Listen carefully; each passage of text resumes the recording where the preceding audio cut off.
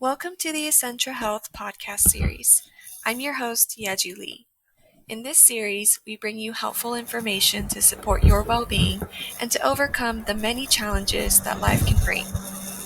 Our aim always is to bring you information or actions to support your well-being that is accessible to everybody.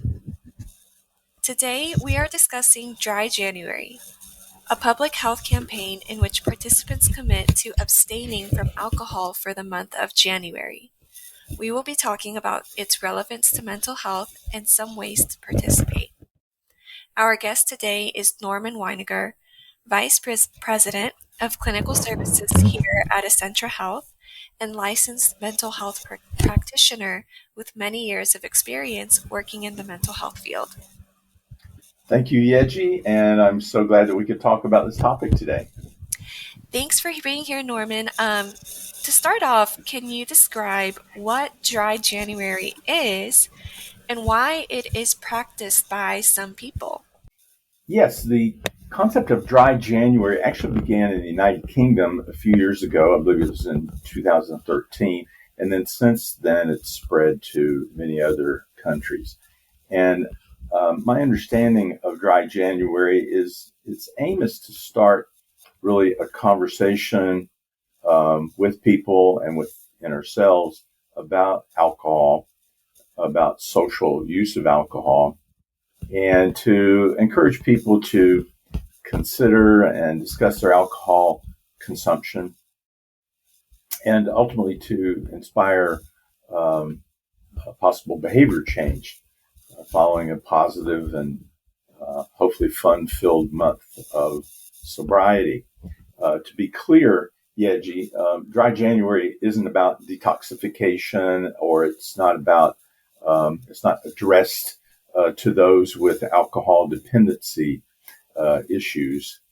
Instead, it's aimed at the very large numbers of people who drink socially, but maybe occasionally drink a bit too much or a bit too often. And maybe they're constantly exceeding the recommended guidelines for alcohol consumption.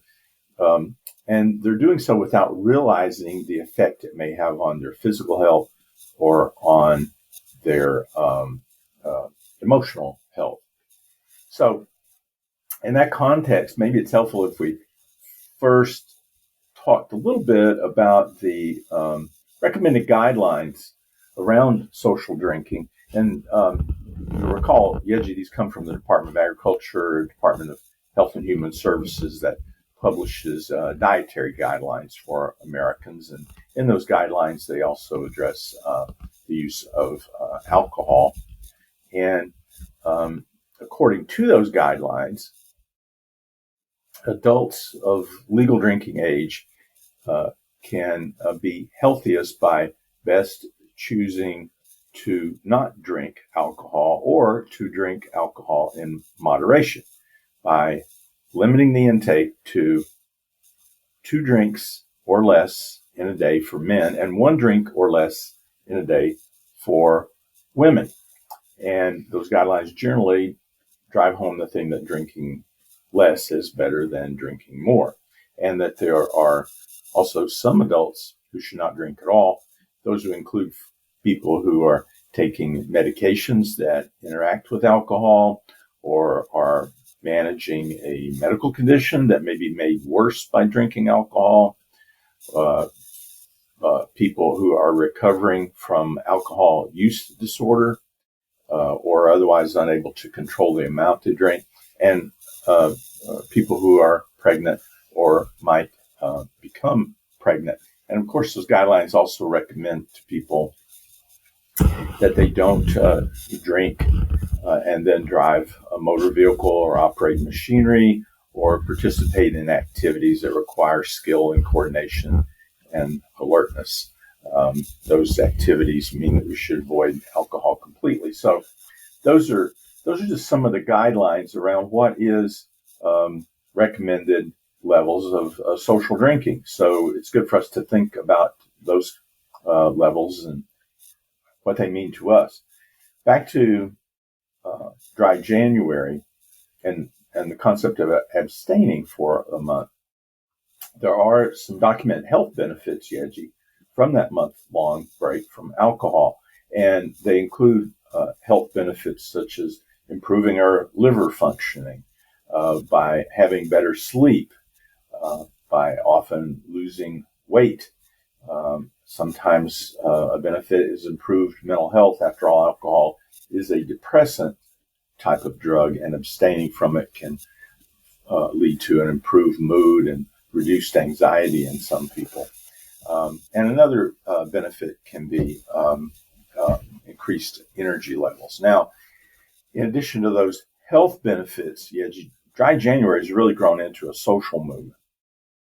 A social movement where people share experiences, support each other in reducing their alcohol consumption. It's part of a really larger social dynamic where people are more interested in wellness, and they are more interested in the importance of self-care and mindful living. Dry January also normalizes the idea that we can take breaks from social drinking, and it helps to reduce the stigma around not drinking in social situations for some people. So overall, Dry January, Yeji, has become a significant cultural event because it brings attention to alcohol consumption. It supports healthier lifestyles, and while doing so, it tends to foster this sense of community among people who participate in Dry January.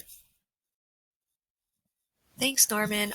You mentioned a lot of great points. I want to add, especially during the holidays, drinking is commonplace and widely accepted. Now, unfortunately, within the past few years, post-pandemic, that is, there has been dramatic increases in alcohol consumption, as much as 20% or more. Um, uh, Heavy drinking, meaning 5 drinks in one day or 15 in one week for men, and 4 drinks in a day or 8 drinks in a week for women. So, that being said, can anyone participate in Dry January? That's a good question, Yeji, and thanks for calling out the definition, according to authorities, of heavy drinking. 5 drinks in a day, 15 in a week for men, 4 drinks at a time, 8 drinks in a week for women.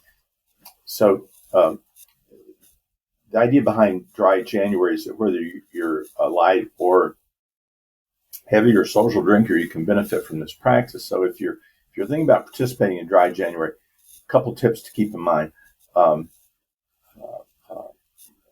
Make sure you have a clear goal. Make sure that you have reasons that are motivating you for participating.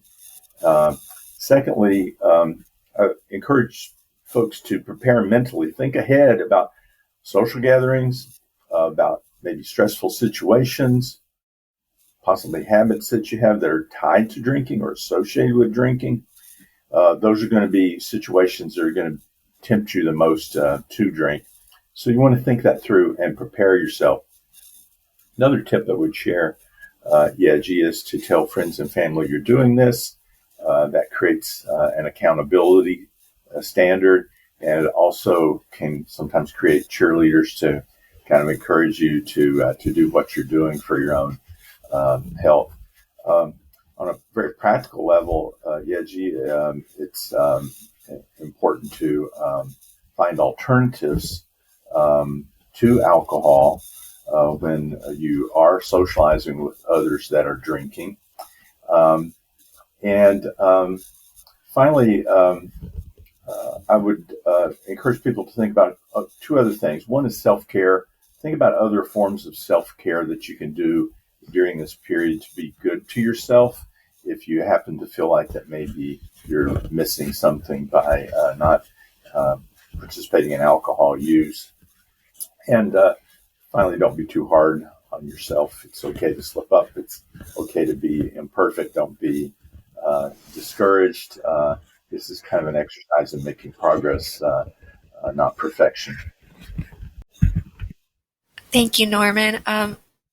I think a real concern for a lot of people uh, is the social aspect of drinking if you are accustomed to drinking in social settings. Uh, for me, here's something that I like to do when I'm in a social setting where alcohol is involved.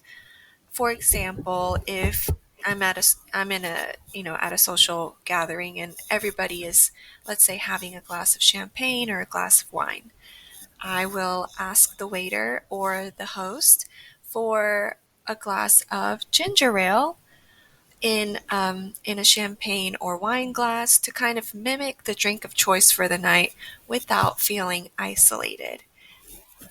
That's my little tip. Do you have any other tips that you can share about participating in Dry Well, January? well, I think you just made an excellent point because I think that um,